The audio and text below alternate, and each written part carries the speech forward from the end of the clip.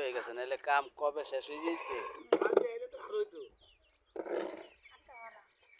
হাঁসের ব্যাপারে কি কিছু বলতে পারি আমরা? আমার মার হাঁস পালে 50টা হাঁস দিয়ে 3টা হাঁস জবাই দিচ্ছে। মাশাআল্লাহ। তারপর এখন এটা বাচ্চা কাচ্চা হবে, তারপরে ভুনা করা হবে, তারপরে রুটি বানানো হবে, এই চাউলের রুটি। Fine fine. তারপরে খাওয়া হবে। তারপরে আরো আছে বোয়াল মাছ আছে, তারপরে কি মাছের ভর্তা?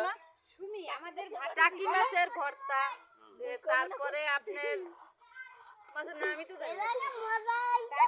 Tilapia tilapia. টাকি মাছ, তেলাপিয়া মাছ ভর্তা, বোয়াল মাছ ভুনা, ইলিশ মাছ ভুনা, হাঁসের ঝোল পাকা হবে। তারপরে আমার ছেলে আছে, অনেক পছন্দ করে রুটি পিঠা। মোবাইলে ছাড়ে